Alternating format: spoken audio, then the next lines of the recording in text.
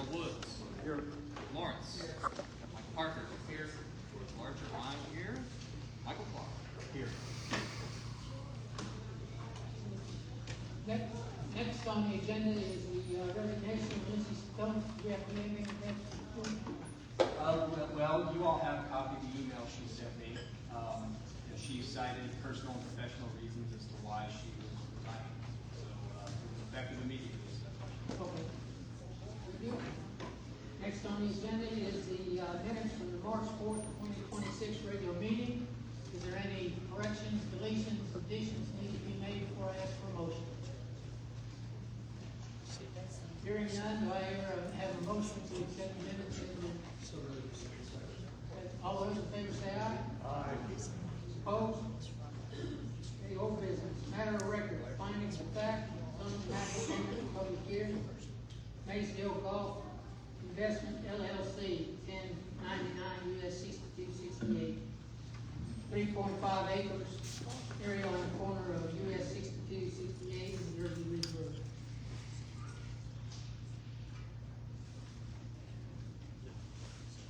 We need a motion to accept it.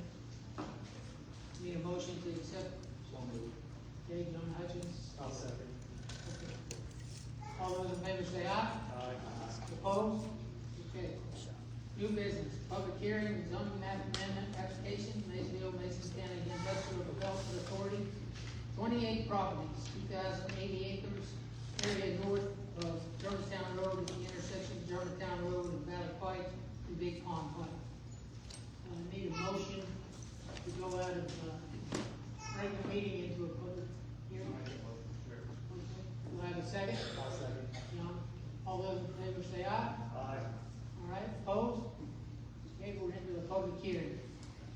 All right, everyone, welcome to the first and only public hearing we have tonight. As stated, it is for zoning map amendment application from the Maysville, Mason County Industrial Development Authority for 28 properties consisting of approximately 2,080 acres north of Germantown Road at the intersection of Germantown Road and Valley Pike and Big Pond. At this time, I would like to enter into the record evidence that this public hearing was noticed to the public. Here is a 3-page affidavit demonstrating that first-class mail was sent to participating in adjoining property under Q.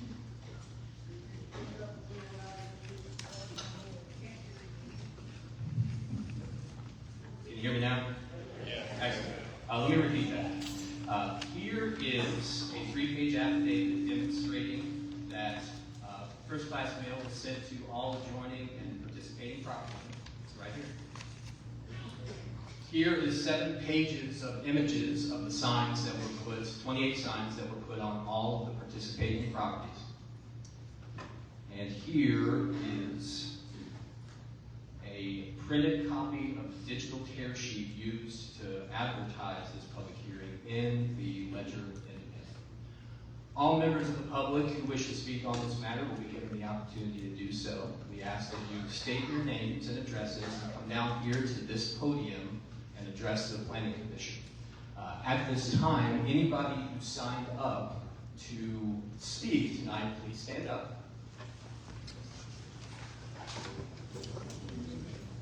Raise your right hands.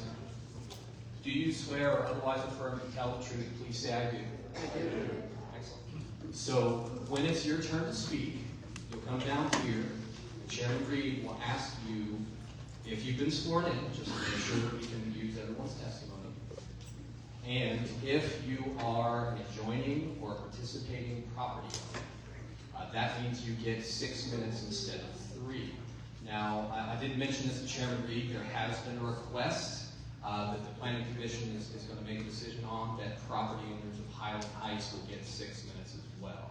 So that's something that they will kind of discuss and talk about. But at this time, I invite the applicant to address the Planning Commission. Mr. George, I'm sorry to interrupt, but I was late. How did we sign up to speak if I was late to sign up? Okay, I'll get the clipboard with the 3rd sheet, and we'll do that.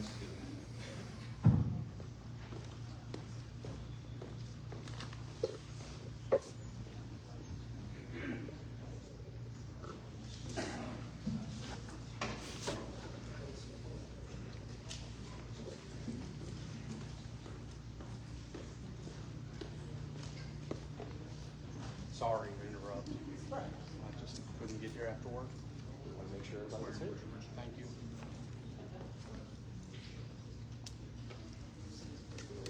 We're probably gonna go to about 9 o'clock tonight, depending on how long things kind of drag out.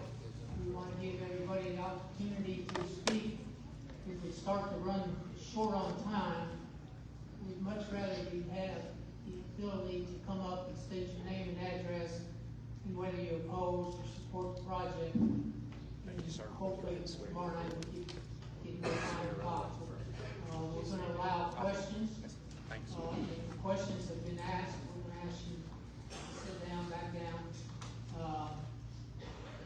And we'll just kind of play it by ear and see how long this goes. And let the applicant start attending real quick. Your name? Who are you? Who am I? Yeah. I'm the chairman, David Reed. Thank you.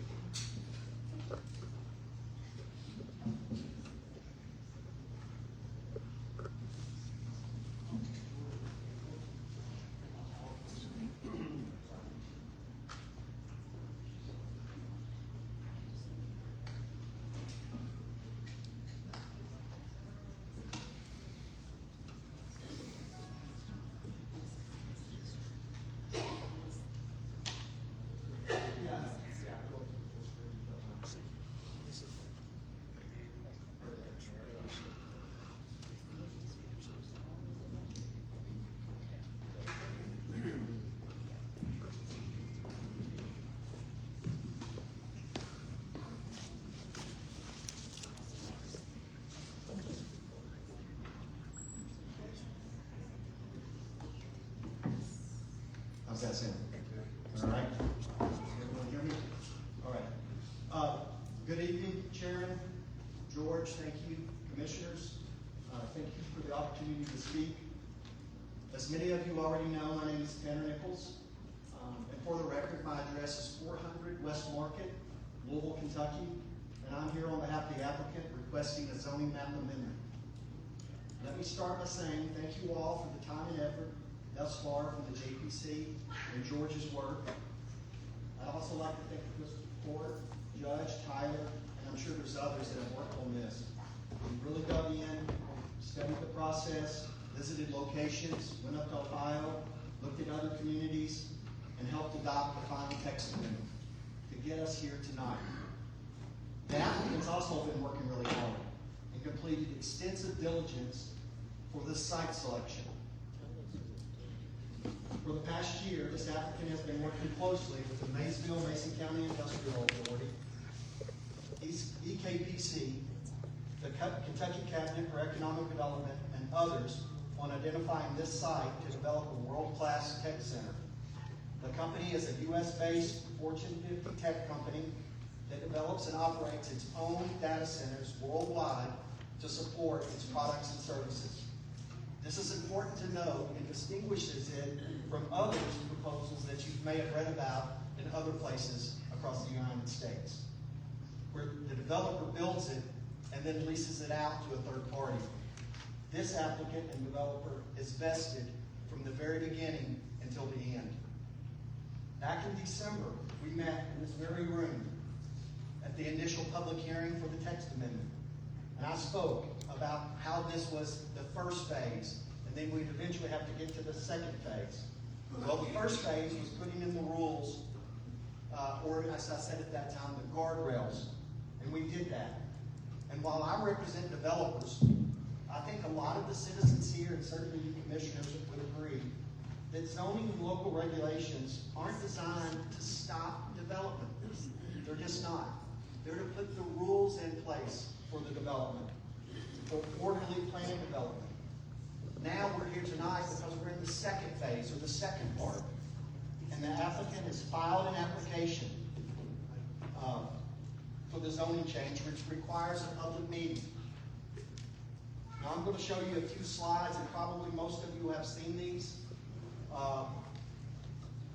because they were part of the application, and I think George put these maps up on. The first one I call it the blue map internally, and it just shows the area that we want to get rezoned.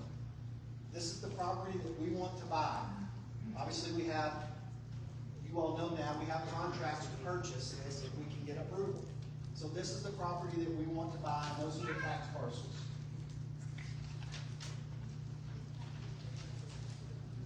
The second map is part of the application process as well. This is just what we call the overall site plan. You look at the bottom right, it's just overall site plan is what it's called. You all may have seen this, commissioners. You know, it's an enormous project and has lots of slides, but this is really the overall design of the project. The pink on this map are the buildings, and those are the buildings where the computers and the servers will be located. This site plan also shows the administration building to the north. This up here is the administration building. And it also shows setbacks and stormwater retention areas. The next one, I think it's easier to understand looking at the next map.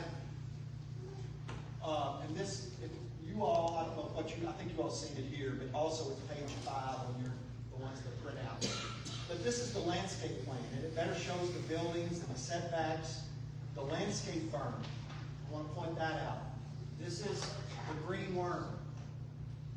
Looks like a pipe cleaner, maybe, that you'd see, but that's the berm, the landscape berm that we intend to build, and it's part of our application. The dotted line around the perimeter, that's the setback, the 500-foot setback.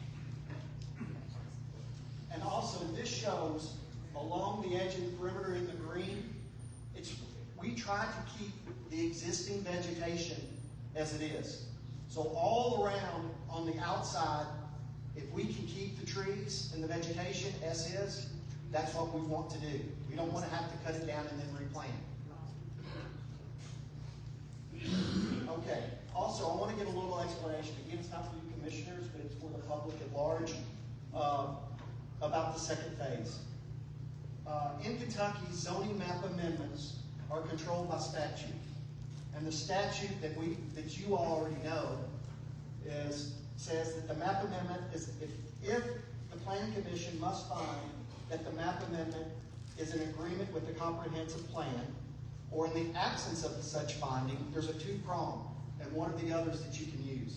And one of those prongs is, you can also find for a zoning change, if there's been major economic change, physical or social nature, within the area involved, which were not anticipated in the comp plan, and which have substantially altered the basic character.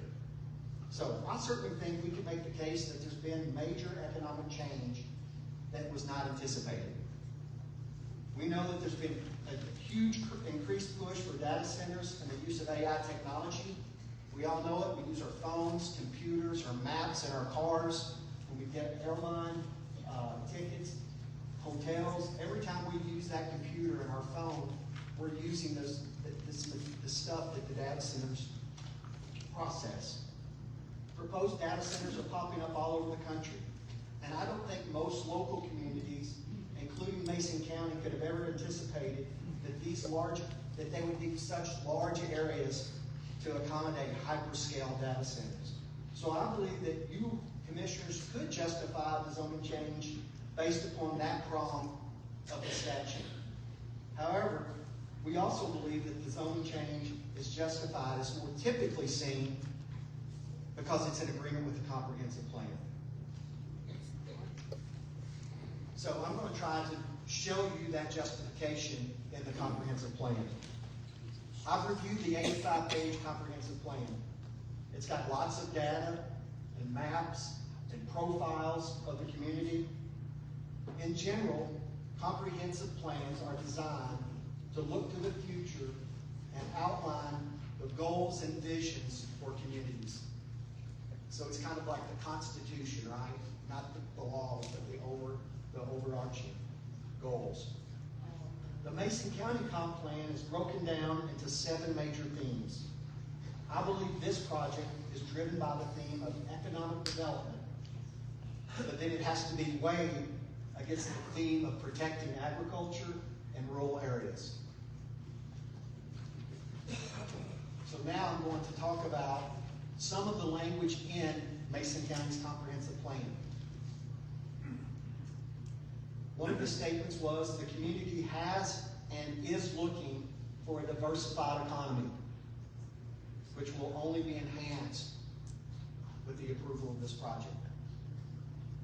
The comp plan also says growth in the county, and this is from the comp plan, growth in the county has been flat for the last 25 years.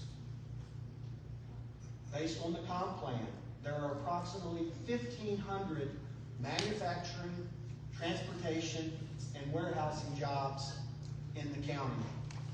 And that is down 500 in the last 5 years. I know, I've seen it. The residents love this county. It's a great place to live. But 61% of the respondents to the surveys for the comp plan expressed a negative outlook on the county's ability to attract and retain young talent. 61% of the people said, we're worried about our best and brightest moving away. So economic development, we know it's the backbone of every community, but it's also emphasized repeatedly in the comprehensive plan. If approved, this project will be one of the largest projects, economic projects, in the history of the state of Kentucky. One of the objectives in the comp plan is to support the attraction of commercial activities from outside the county. I think this is what this is doing, right? This is an applicant, developer coming in from outside the county to bring economic development. Respondents to the comp plan, again, to the survey, when they were asked questions, supported recruiting industry that is technologically innovative and future focused. That's what the respondents said in your comp plan. And I certainly think the data center would qualify as forward focused. In the same section of that plan, it said strategies related to agriculture should be of lower importance because they can see how it's diminishing. Because of the loss of agriculture as a contributor to the local economy, the county should look to other revenue generating strategies. Again, this is language from your comp plan. Objective 1-2A of the community's facilities theme.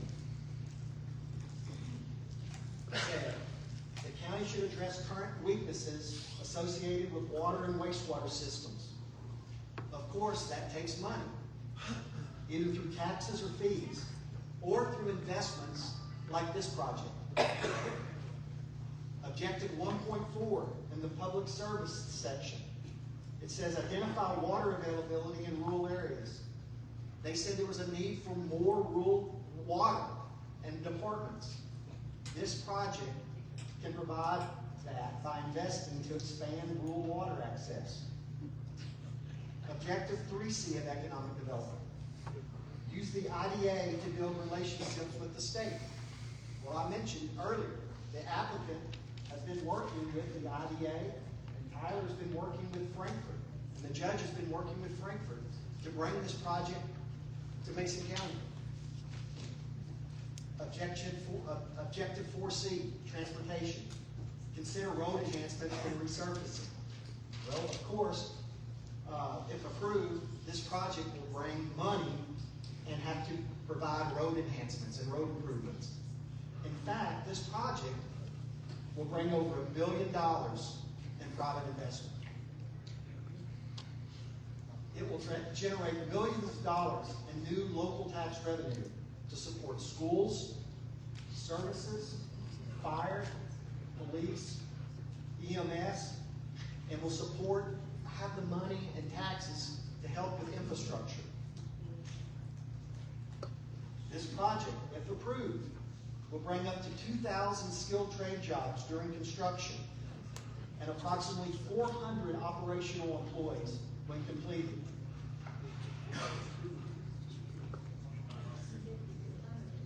The applicant company will pay for updates for electrical infrastructure, wastewater, roads, as shown on the slide. talked about $1 million total, 500 to go to improve electric infrastructure, 500 million for electric infrastructure, at least 40 million for new water and wastewater improvements, up to 15 million for road improvements. These are the types of economic development goals clearly identified and supported in your comp plan. But we have to remember it should be balanced with the protection of ag in the county. And in the comp plan, ag, when you think about protecting ag, it's the maps using prime farmland as it's defined in the comp plan. We think this impact is limited. And again, I'm going straight to the comp plan for this data and information. Per the comp plan, there's approximately 158,000 total acres in Mason County, of which approximately 36,000 acres is considered prime farmland. And that definition for prime farmland is an NRCS, USDA type of definition that is based in part, at least in part, on the type of soil and the slope. So it's not actually what's in ag production or what can support row crops. Our project is approximately 2,000 acres.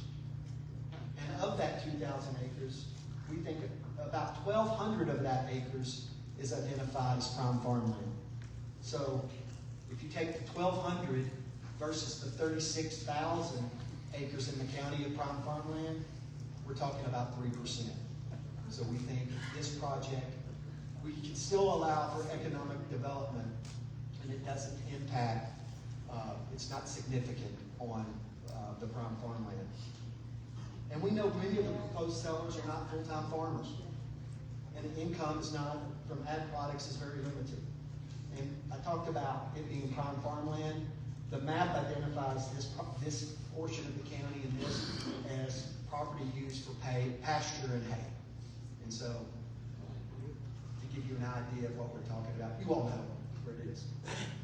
And then finally, while most of the people here have concerns, we know that, we've heard from the community. And I'll try to address some of those concerns tonight and try to answer questions. One of the concerns that we heard was about environmental issues. That's also theme 7 of your comp plan.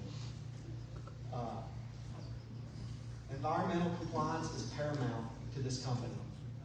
The project will meet or exceed all federal, state, and local environmental regulations and permitting requirements. The project is currently designed to be highly water efficient for dry cooling technology, which we call a closed loop. So you will hear that term, closed loop system. And so it uses very little water. The water that we use is going to be for landscaping, fire suppression, and employee use. Noise. We've heard during the text amendment process, we've heard concerns from nearby residents and the citizens about noise. But one of the things that we had to do as part of the application was submit a noise study. We will ensure, the applicant, the company, will ensure compliance with all standards established by the JPC and work to avoid any adverse impact on the neighboring properties. It will strictly adhere to the noise limits as set forth in the text amendment that we adopted just recently. That was a 50 dB limit at the property line. Our noise study shows that we're at 45, well outside our property line in most every area. And we certainly have, and we would comply with the text amendment. Another overarching concern from the community was the electric use. We're worried about power, right? The company is committed to helping ensure no increase in electricity rates or water rates as a result of the project. EKPC previously testified about its approved tariff through the state and the developer's requirements to pay for all new infrastructure. We also had to provide will serve letters as part of our application. Cost. People want to know apologies. People want to know, like, how, like, are we gonna have to pay for anything? Again, all costs and infrastructure improvements in water, roads, sewer, fiber, electric will be paid for by the company, not taxpayers. Traffic. People are worried about, and traffic, the main traffic will be during construction. Once operational, traffic is not going to be a concern. But during construction is when there's major traffic to a site like this. The applicant is currently working and communicating with the State Highway Department on road improvements for access to the site, which we don't know yet, but which will likely include road widening, turning lanes, and possibly a new traffic signal. Also looking at routes, new routes that would move traffic away from residential areas. Finally, sightlines, the visual impact. People want to know what's it going to look like. Many of you all may have seen the slides out in the lobby area. I'm not going to go through all of them, but I have a few here.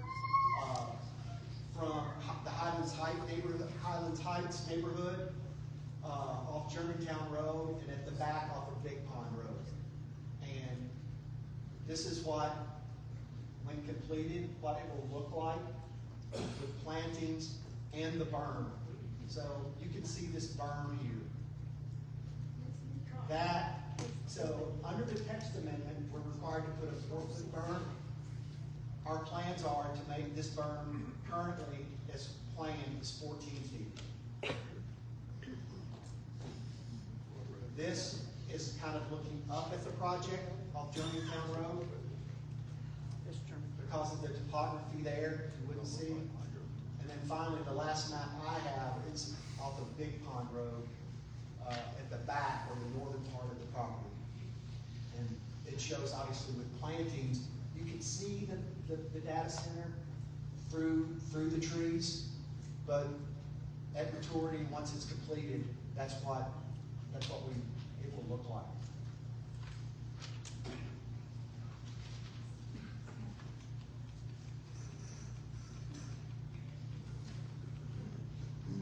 We want to be a good neighbor. This developer, this end user wants to be a good neighbor.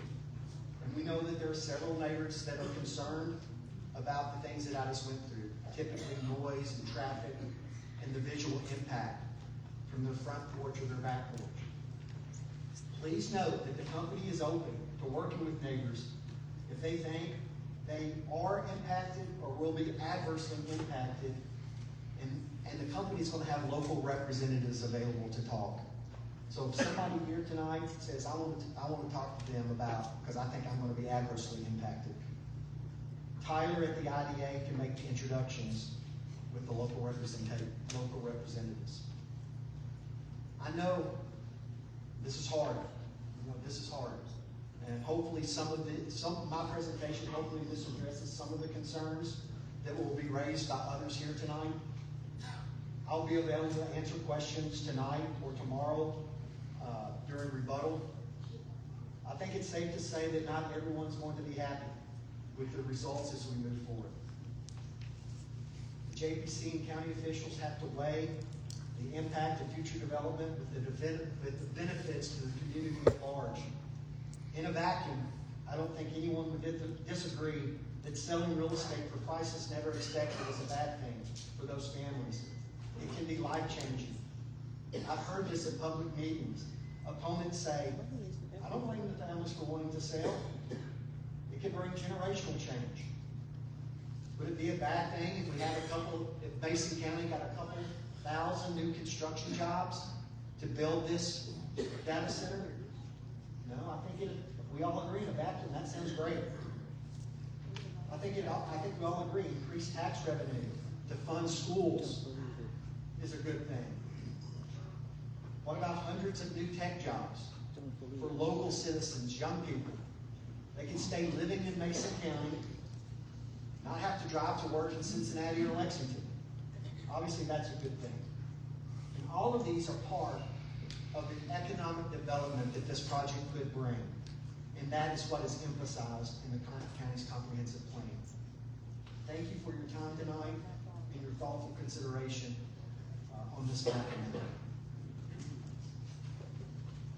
Thank you. We got two other groups who want to speak, and as soon as they get done, we'll open up for questions.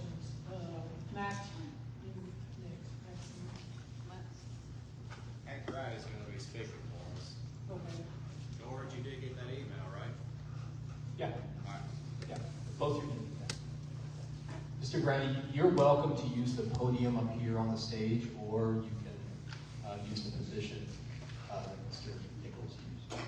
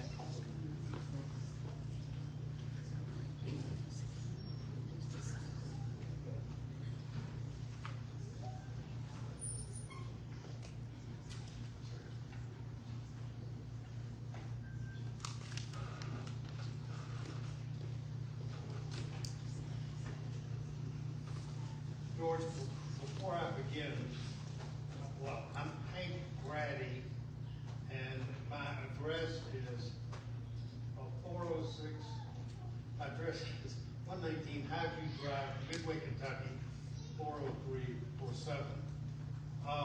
I spoke with your counsel before the meeting began about my right of cross-examination, and so I'd like to make sure I protected that right. Do I cross-examine the applicant now, or am I going to have a chance to cross-examine the applicant later in the proceeding? What we'd like to do, Hank, is let you speak, let the other group speak, and then give you the opportunity I will have an opportunity for cross-examination after the next either speaker. tonight or tomorrow. Tonight. Tonight. As soon as you finish, the next speaker, group speaker, we only have two, you and Minerva. As soon as they get done, then we'll let you have the opportunity to cross on that. Thank you. Members of the commission, again, my name is Hank Grady. I've given you a writing that is in case. I've given you a writing. Can you hear me? Oh, yeah. Better. I've given that is to protect me in case I'm told time's up before I finish my presentation. Am I subject to a time limit, Mr. Chairman? 10 minutes. 10 minutes. We have been before you before. We were here in December. We're in the process of trying to write an ordinance. We also appeared before the fiscal court after you made your recommendation to try to strengthen the ordinance. Tonight, Mason County Industrial Authority has applied for a zone change. I counted 22 parcels, but the testimony was there are 28 parcels as listed in Exhibit E. They seek to rezone 2,080 acres from A2 to I3. First of all, although I've not engaged in cross-examination, I'm pretty sure that the Mason County Industrial Authority is not the real party in interest. That local government entity has no capacity and no intent to build a data center. That entity is simply pretending to be the applicant for the zone change for the purpose of continuing to hide the actual identity of the Fortune 50 company that is the development prospect referred to in the Mason County Fiscal Court resolution. 2518, last September 9th, 2025. When a rezoning applicant is filed by an entity that is not the real party in interest, for the purpose of hiding the identity of the actual real party, such application is legally defective and should be dismissed. The application must be filed by the real party in interest in order for the public and for my clients, we are Mason County, to know who is seeking to construct a data center. Due process requires notice and an opportunity to be heard. If we do not know who is seeking to build a data center in Mason County, we have not been given proper notice, and we have been denied a reasonable opportunity to be heard because we cannot investigate the past performance of the mystery applicant. The public interest requires public disclosure of the real party in interest prior to a public hearing. This application should be dismissed, and the Fortune 550 company should sign the application and appear for cross-examination. I want to give an overview of the application and then go into specifics. The applicant contends that the rezoning is in compliance with the comprehensive plan and is designed to be harmonious with the environment.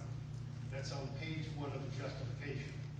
It cannot be said that the rezoning is in compliance with the comprehensive plan, where the comprehensive plan is completely silent with regard to data centers of any size, much less hyperscale data centers.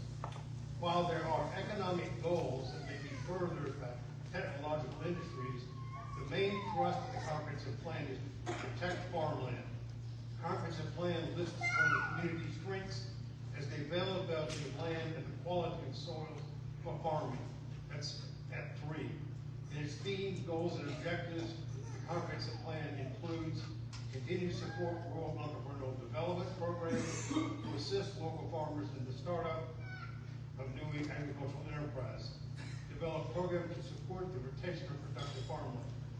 This rezoning would remove 2,080 acres of farmland. We learned tonight approximately 12,000 of that is prime. And that is too big a loss of prime farmland for this county.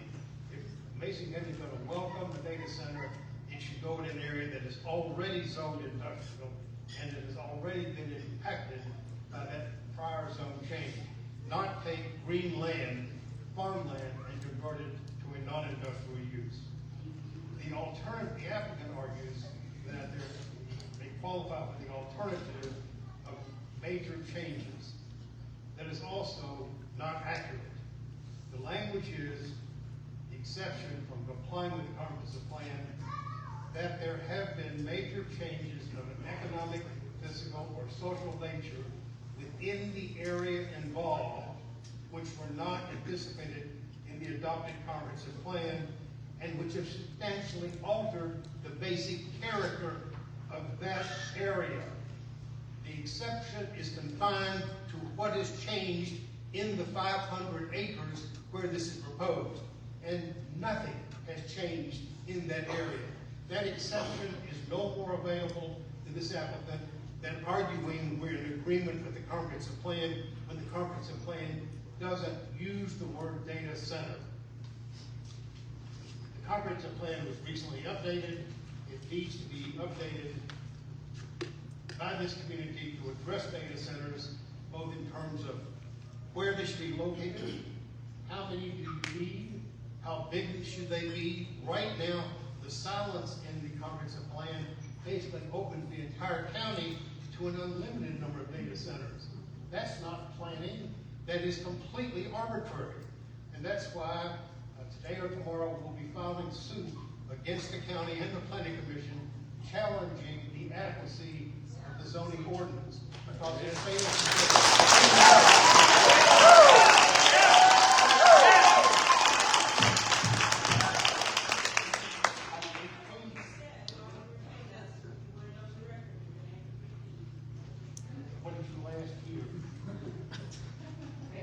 Sue.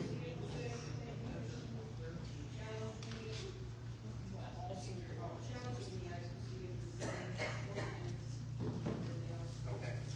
What I said was that we are filing a challenge to the zoning ordinance, the fiscal court, recently approved on the grounds that it is contrary to the comprehensive plan.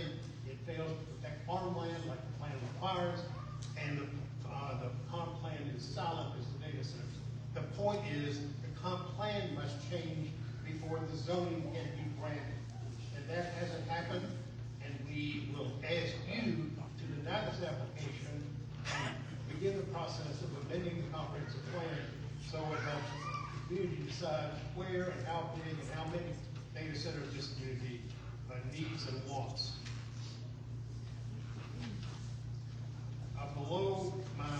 I'm now on page 4, and I don't think I have time to go into the detail, but I would recommend this to your reading. These are a series of enumerated specific objectives to the application and supporting materials.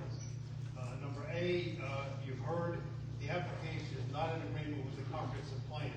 You see there more details of that particular argument.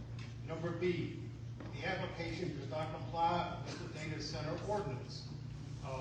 We maintain that that ordinance is unlawful, but considering the specific requirements, we have identified areas where we believe the application that you're looking at does not comply with the ordinance as written, even though we believe it is not a legal ordinance. Number C, the statement on surrounding properties is deficient.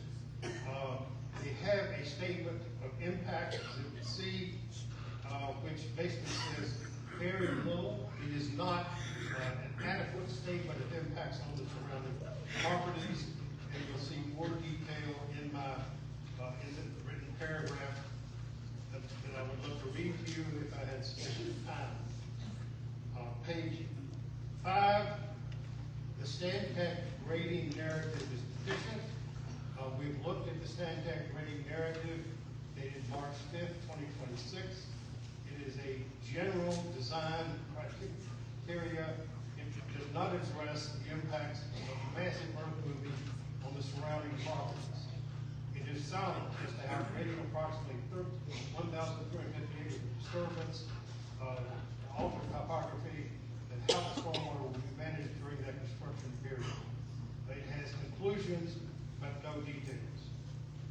Number E, the stormwater narrative is deficient and raises serious stand concerns. Page 5, there's specific criticisms of the Stantec stormwater narrative. Under the category most critical, the narrative acknowledges that the stormwater ponds are so massive they trigger dam permitting requirements under CARES Chapter 151.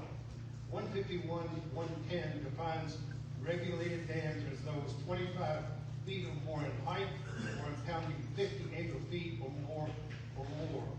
The applicant's proposed structure is to design ponds that are just below these standards, with maximum heights under 25 feet and storage volumes just under 50 acre-feet in order to avoid regulation under the Kentucky dam safety provisions.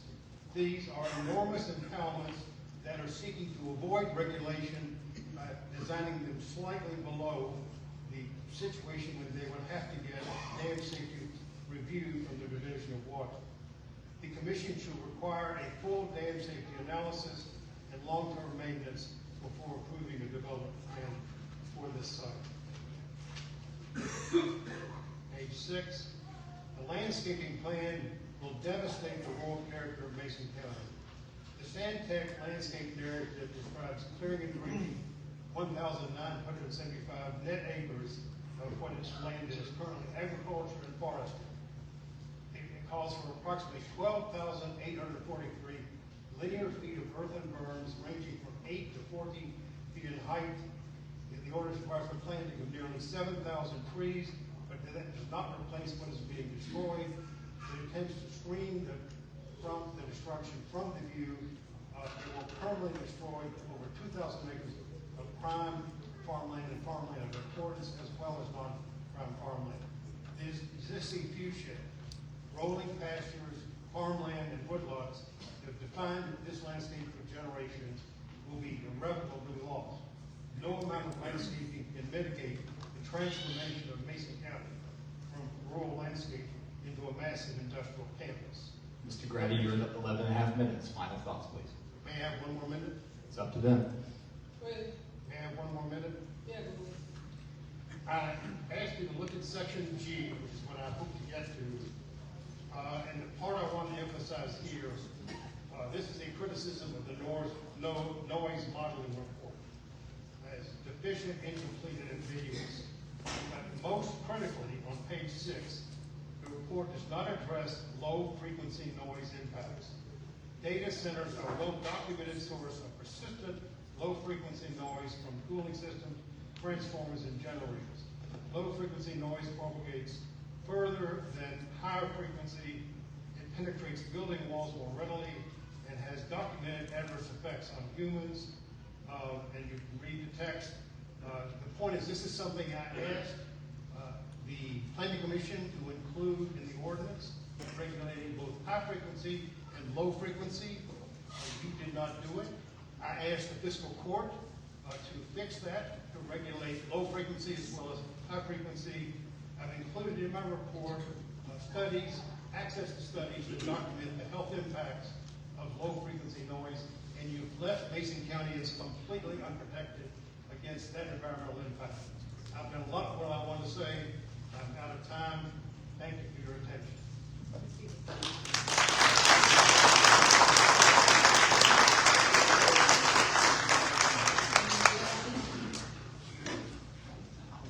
you're not gonna scream this. You want me to? You want my teacher voice? I'm Janet Garrison. I live at 31008 Kentucky Highway 435, Dover, Kentucky, near the great town of Minerva, and I represent the Friends of Minerva. I want to address some lingering issues with the ordinance, some problems with the process, and problems with this application. The supporters of We Are Mason County KY believe Data Center Ordinance 2601 is invalid as it does not comply with the recently updated comprehensive plan. It also falls short in providing necessary protection for the health and welfare of our farmland and our community, especially those who reside near the proposed project. We believe the rezoning application also contains errors and lacks sufficient details upon which to make a long-term, impactful zoning decision. Based on the JPC's final ordinance draft, the setback measurements was understood to be 500 feet from the adjoining property line for all properties, regardless of property classification. John Estel's modified version of the ordinance distributed to the fiscal court on February 27, 2026, redefined it as 750 feet to the dwelling for sensitive areas. That version was not shared widely enough with the public with proper advance notice prior to having a vote to codify the ordinance. Video evidence of Estel's oral presentation of the change from 500 to 750 feet did not disclose the, quote, to the dwelling clause. You can view that video on our website, wearemasoncounty.ky.org. It would be more protective and consistent to simply state setbacks are to be 750 feet to the property line for sensitive adjoining properties, not to the dwelling. The submitted rezoning map proposal was time-stamped January 28, 2026, which means the design was completed nearly 1 month before the ordinance was codified on February 27. This map completely ignores the ordinance's 750-foot setback for sensitive areas. It also appears the narrative portion of the application was based on a former version of the plan. On page 67, it states, quote, the nearest residence is approximately 50 feet from the southern boundary. Other nearby sensitive receptors include Lawrence Creek Church in Moransburg, located approximately 300 feet northeast of the site. In reality, per the project map, Lawrence Creek Church is 1.5 miles from the northeast corner of the site, not 300 feet. Setbacks from residential and other sensitive areas are shown on the map as 500 feet, not 750 feet, as per the codified ordinance. This entire application should be null and void. At a minimum, for all current and future projects, data center applications should require an application fee in advance of project submission to pay for independent consultants and staff to assist our one-man zoning administration department. A comprehensive development plan distributed to the public in advance that includes a robust environmental impact study, community impact study, and a community benefit agreement. These items are essential for promoting equitable development practices and ensuring that benefits of projects are shared fairly among all community members. This ensures community members are actively involved in the planning and implementation of the project to foster trust and support, along with continued assessment and reporting of benefits provided and adjusting as necessary to ensure they meet community expectations. And last, public hearings should be required prior to the project approval for all data center applicants. Thus far, for this project, we've received no community benefit agreement. We did receive a total of 8 pages that address the environmental impact assessment.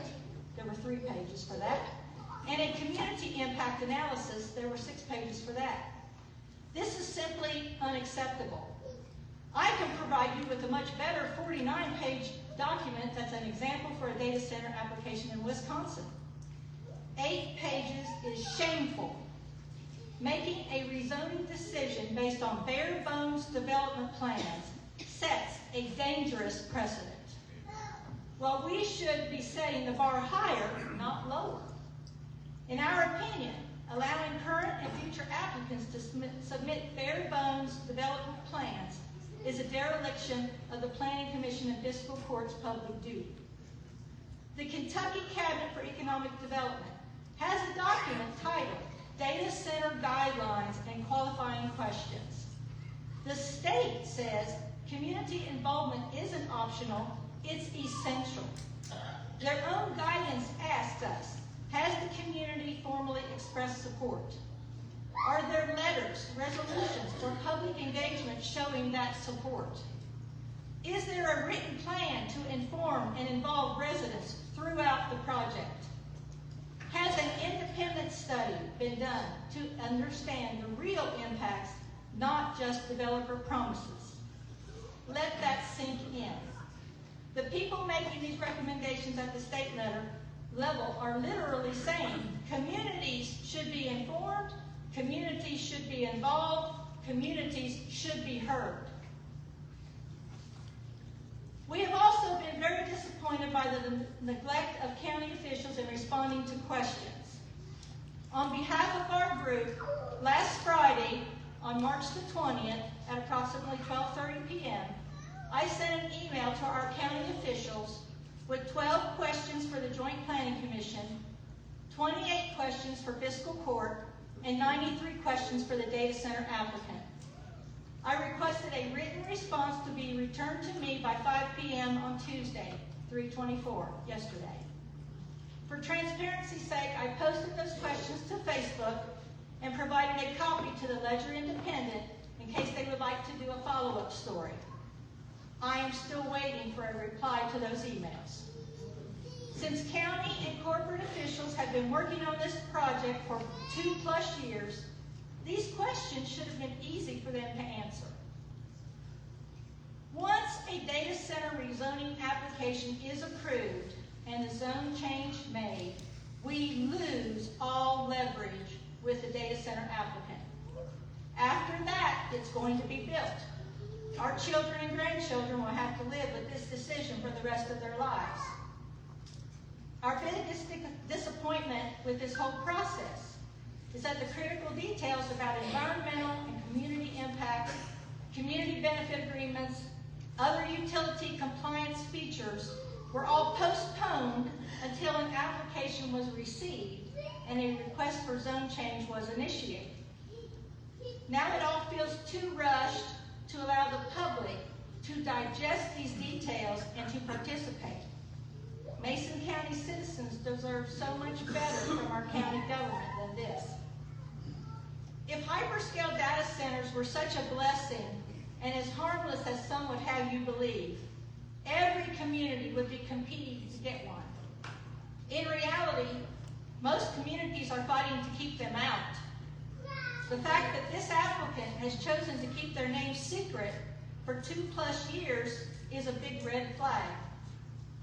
I actively tried to find a Cinderella story where a hyperscale data center partnered with a community and they lived happily ever after. So far, I have come up empty-handed. My 40+ career as an IT professional demonstrates that I am not against progress or data centers. I am simply against taking large swaths of farmland for data centers when we have available land in industrial parks. No farms, no food. As I said in December, if they came forward and worked with us as a first-in-class good neighbor instead of plotting behind our backs, I would have been their biggest cheerleader. There are currently 4 pieces of legislation being considered in committees in the Kentucky House and Senate. Today, Senator Bernie Sanders and Representative Ocasio-Cortez just announced a bill to stop the AI data center frenzy. If passed, the bill would enact a national moratorium on all new AI data centers. Until Congress passes comprehensive legislation, and until Kentucky passes legislation, we need to pause. With the severe impacts of AI data centers that have on our electricity bills, communities, and society, a stop to this build-out can't come soon enough. Please contact your senators and House representatives to voice your support for this bill. We need to pause to protect our community and our future. Thank you.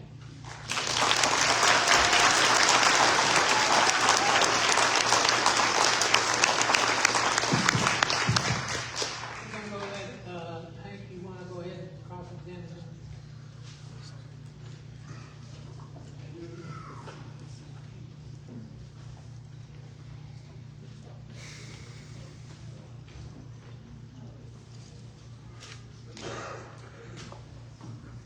Hey, this is not a trial.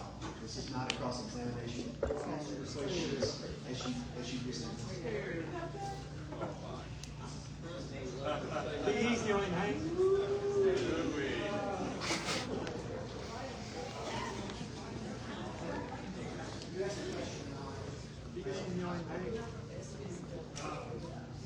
Is my mic working? Yay! Senator, would you state your name again to the planning commission? Tanner Nichols. You are here as a member of a law firm. Would you state the name of the law firm? FBT Gibbons. This is all on the record, Hank. Now, are you the applicant? Are you the applicant for this matter? No.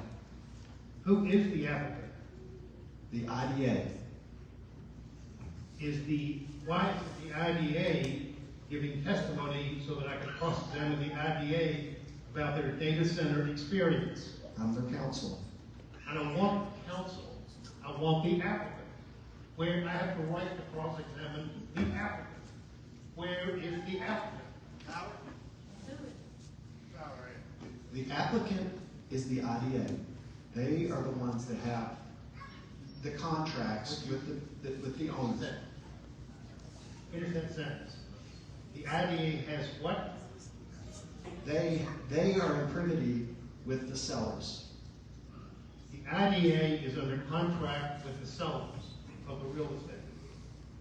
Yes. Is the IDA capable of building a data center?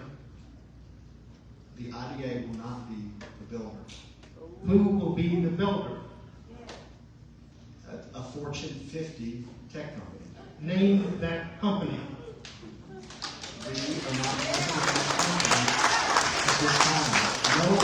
No data center developers name them before approval.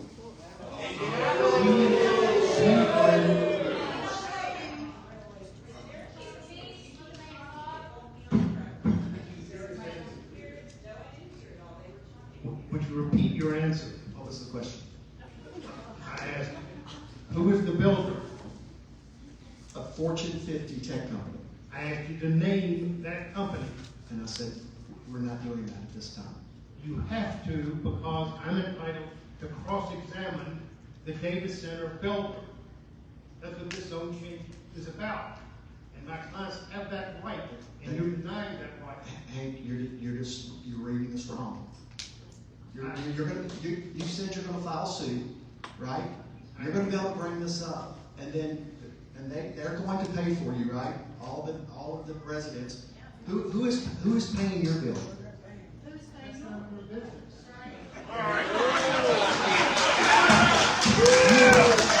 How is that? Do these people know that you're not going to be able to? They're wasting their money on this argument.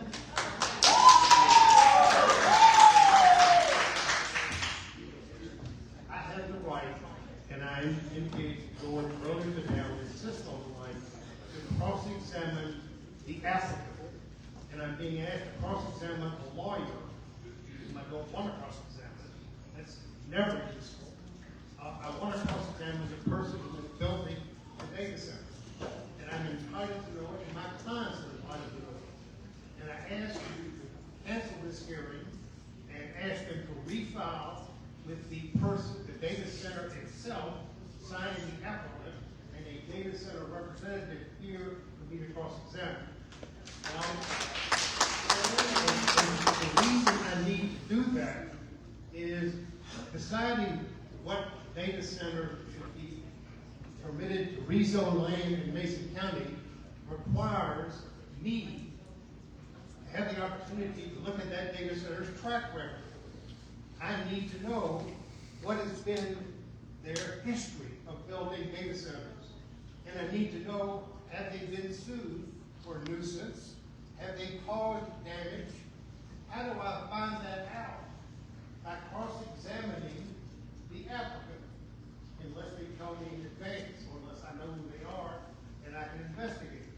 I ask you, Chairman, if you will ask the planning commission to cancel this hearing and instruct Hannah to instruct the IDA to instruct the prospective data center for the Pickett Company to come forward and identify themselves and sign the application. Will you do that? Michael, can I have an opinion? I think the planning commission can take the application on its face. And I think that if Mr. Grady thinks that he has an appealable argument, then he can file that appeal.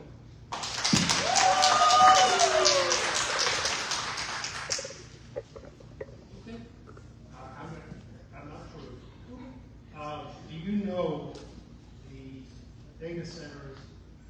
How many data centers have the Fortune 50 companies built in the United States of America? I don't know. Have you been to any of the data centers that this company has built in this country? I have not. Has your engineer that signed the application been to any of those data centers in this country? I can't answer that because I don't. Is he here? No, he's not. He completed most of the forms of the application, but you did not bring him here so that I could examine him as well? He is not here. Do you know the litigation record of the company that you propose to bring into Mason County? I do not. Do you know whether they've ever been sued for nuisance? I do not. Do you know whether this company has to monitor low frequency air impact, noise impacts, as well as high frequency near their facility? I do not. It's required in other places, and they have to monitor it. I'm sure they do.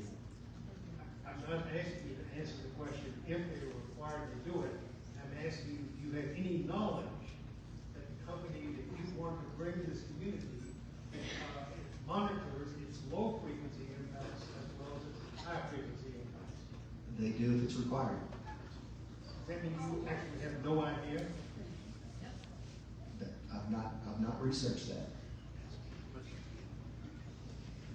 Do you know whether anybody in your team here tonight knows any of the answers to the questions I've asked about the entity you're bringing to this community? No, I'm who you're asking tonight. You're all I get. I'm all you get. How much you make? I give up. Thank you.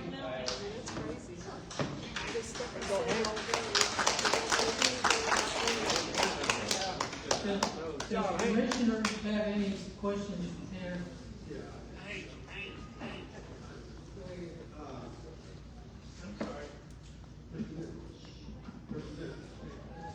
I'm here. I'm ready. You said you've been working on the project, you've been working on the project for, how long have you been working on this project?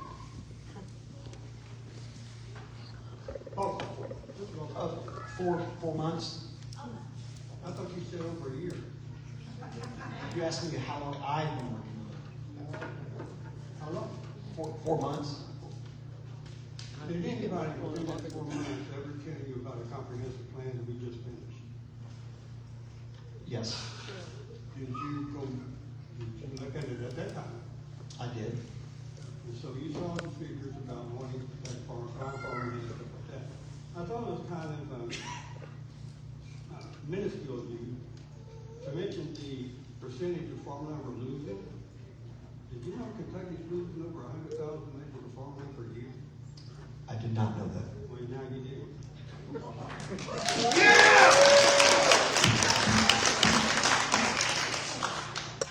In other words, people in Mason County enjoy the landscape the way it is. And even if the 3% or whatever the percentage was, you're saying it's going to be altered, that is prime farmland. And that's important. And it's important to people of Kentucky, it's not here. So, with all that said,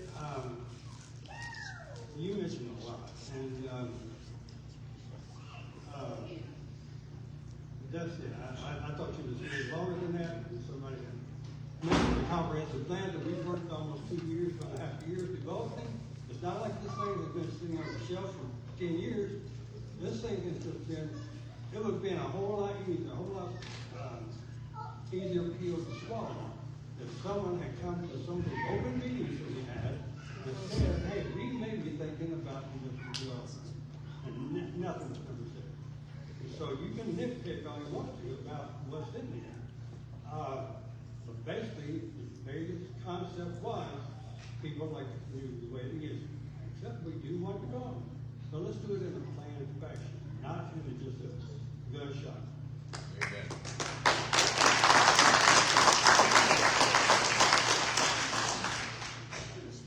Anybody else? Andrew, you mentioned that there was an application to see this map from 2008 acres. Can you not hear me? Is it on now? No. No, can't hear you back here. Can you hear me now? Fair. That's all I got. Here we go. I need more power. Right. There you go. So, the map in front of you is 2,080 acres. I'm sure that I've not done that calculation. I'm certain that's it. And you stated, the applicant has stated there's a certain total future build-out megawatt or gigawatt capacity. Does that map represent the entirety of the project and as a full build-out? It does. So the idea that we asked a couple meetings ago, how many acres will this take?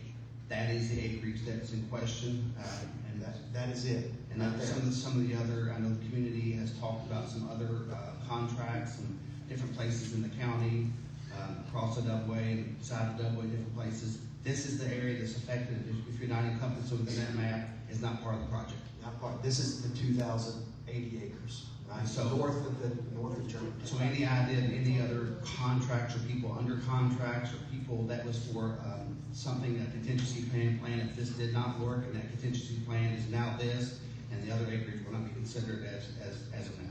They cast a wide net, right? Correct. And so, I can't say what's going to happen five years from now, right? They could come back, if this is successful, we get approved. I don't know, they could come back, but they would have to any data center now in Mason County would have to come back for a zoning change and follow the text amendment. But the scope that's been presented to us, based upon on that power needed and the tariffs that's been approved, is within that 2,080 acres. I'd say yes, that is, right. What this is, the project that we're working with EKPC for, we have got the water will serve letters. We worked with Frankfurt. It's on this 2,080 acres. So any concerned citizens not inside that is worried whether or not there's a phase 2, 3, 4, 5. That is not the case, as you know. That is not the case, no. We talked about berms around the property. I think you said it was 6 foot and the ordinance was 4 foot, I recall. I think you also said you were going to increase yours to 14-foot berms. Is the berm 14 foot of land, then tree, or is that from the ground to the top of the tree? It's the land. And will those trees be, is that some future growth on those berms that you showed in those pictures? Will you plant trees in infancy and they have to grow to that berm? Well, obviously, you can't plant fully grown trees, but We'll plant some growth. yes. My kids plant trees this tall. Yeah, no, they'll be bigger than that. They'll be,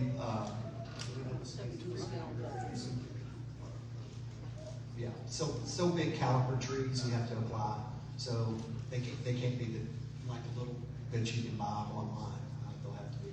You know, the picture can look nice. You're talking about how it's going to block the view. Did that view being blocked, 20 years down the road when it's fully matured? And I guess the idea is that enough foliage in the beginning. Well, again, around the perimeter, we're going to try to save everything. And then where the berms are across from Highland Heights, it's a 14-foot berm. And then, I'm thinking there probably would be 8-foot trees, 5-foot trees, of various degrees. And then some of those will be evergreen that, don't lose their leaves. I noticed in the application, I'm looking at in front of me, it's kind of hard to explain, but in the southwest, there's a berm that kind of looks like it stopped and started at the bottom, and there's some sensitive use areas there.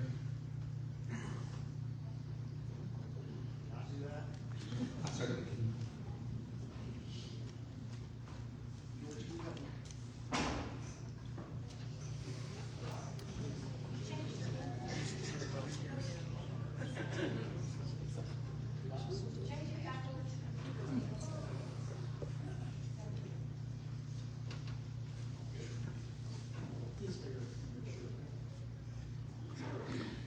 Can you go back to the color right there on the bottom left-hand side in the southwest?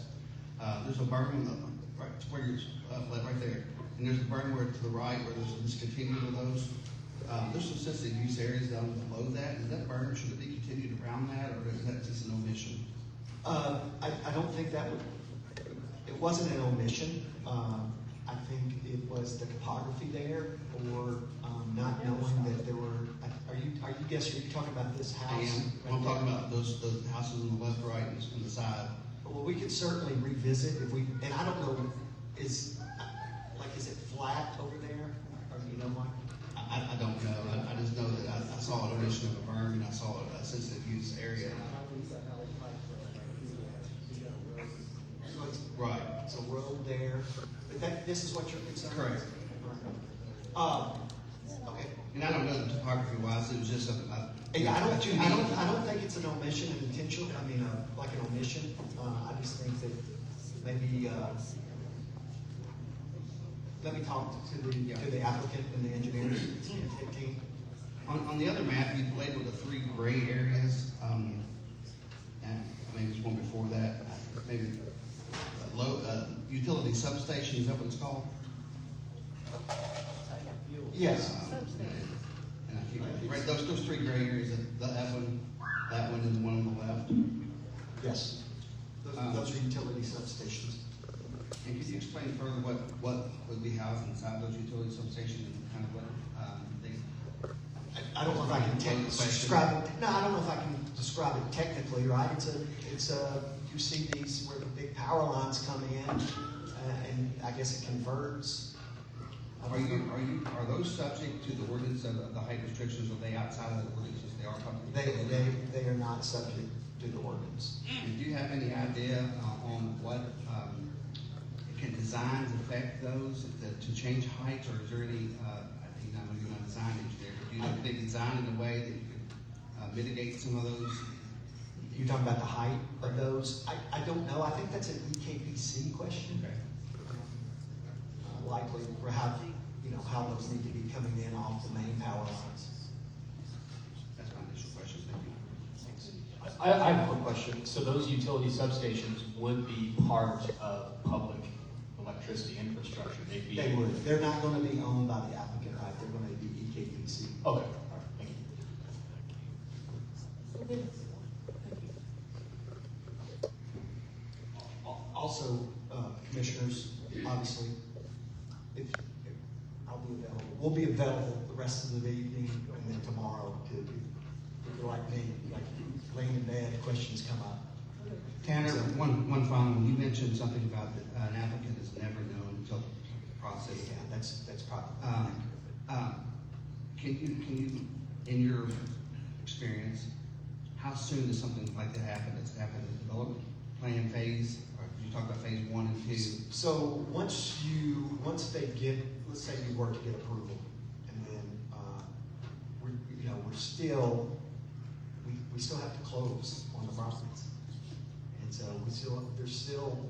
we have to finish out the closings and purchase the property, and so I don't have a good answer on that, but it is not typically, certainly for these hyperscale data centers, they're competing all over the world for these locations, and they don't want the competition to know where they are and what they're doing and what they're working on.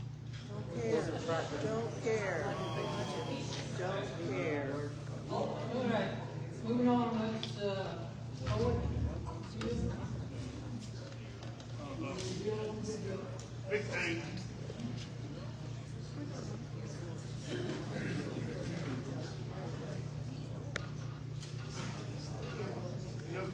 Good evening, commissioners.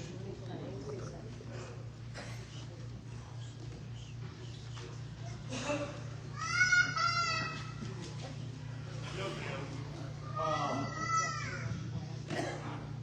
want to thank you all for this opportunity to address our joint planning commission. Thank you all for your efforts. Moving our community forward. I want to let you know Mason County Fiscal Court, in addition to enlisting Mr. James Parsons of KMK, is also enlisted Commonwealth Economics out of Louisville, Kentucky, to provide some estimates on potential funding impacts, as well as jobs numbers and economic development impacts. From a preliminary report, Casey Bolton and Spitzer have shown me the following impact from just a modular 400 megawatt data center and technology campus that would be specific to Mason County, using Mason County tax rates, working to have Casey, Spencer, and their team attend an upcoming fiscal court meeting to walk our commissioners through their analysis.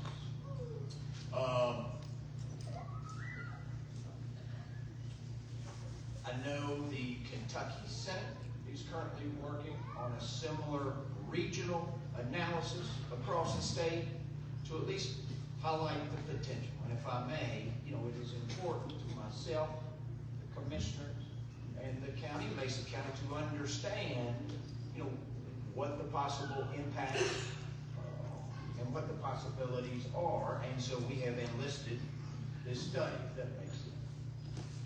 These figures locally are unadulterated, unincentivized figures, but we have to know what the project straight rate is, as I call it, as well as understand any incentives the state may or may not offer. Again, for a 400 megawatt data center in Mason County, that's comparable to all others across the U.S., and at our local rates, Mason County schools would see a sum total of $19.1 million. That is equitable to a real property tax of $4.7 million. I'm sorry, I've got bad allergies and my voice is struggling a little bit. Real property tax funding of $4.7 million. Tangible property tax funding at $6.7 million. And utility tax on electricity, or sales and use tax on electricity, at 7.7, equating to 19.1. Mason County, the county and Mason County Fiscal Court, $5.4 million to boost our budget, comprised currently of 9 to 9.1 or 9.5 million in local revenues we see year in, year out. That's real property at 1.9 million, tangible property at 3 million, and an occupational tax from operations of $500,000 for a total, again, of 5.4 million. The health department is a taxing district. The public library is a taxing district. They would seek equitable benefits, employment, and wages for a modular 400 megawatt center, which we're confident ours will be bigger. Commonwealth Economics draft is showing 242 direct jobs with an average annual wage of $105,000. That's 100 on-site employees, 100 contracted on-site employees, along with 42 additional jobs at Spurlock EKPC, a historic partner for Mason County. An additional 234 indirect or induced jobs supported throughout the regional economy. But it's hard to predict if they all stay in Mason County, or they be Mason County, Lewis County, Mason County, Fleming, but those would be regional jobs as well. Construction employment, approximately over the lifespan of the construction project, their estimate is approximately 11,000 additional jobs supported during a multi-year construction period. The construction tax impact, wages, occupational tax from construction, $6.1 million in occupational taxes to Mason County. Again, Commonwealth Economics is probably the preeminent data analysis firm in the state of Kentucky, irregardless of economic development project. Their proposal sticking with a modular 400 megawatts gives a good barometer dependent on the activity that the Commonwealth of Kentucky is seeing. I think it's important as commissioners, each of you understand, if our project is 1.6 gigawatts or 2.2 gigawatts, not all of these figures are linear in that there are economies of scale, but there is significant impact. That's roads paved, animal shelter fed, new housing opportunity, as well as a lower burden on all citizens of Mason County in terms of taxes.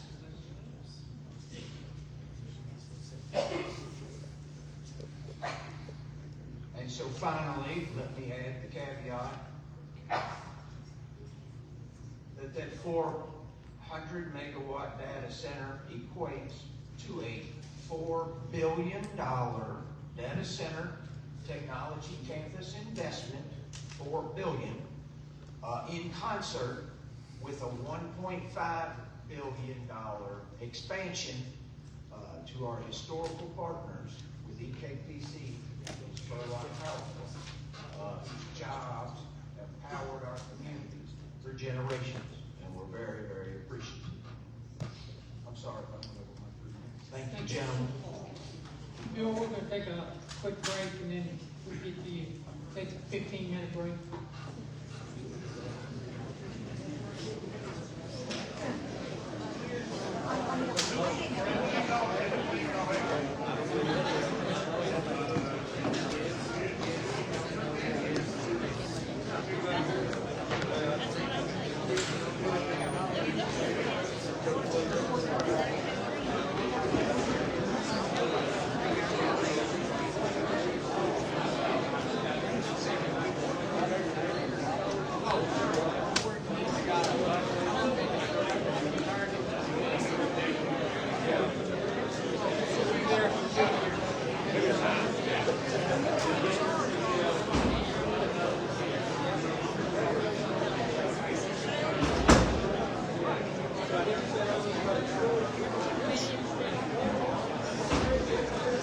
Half a street.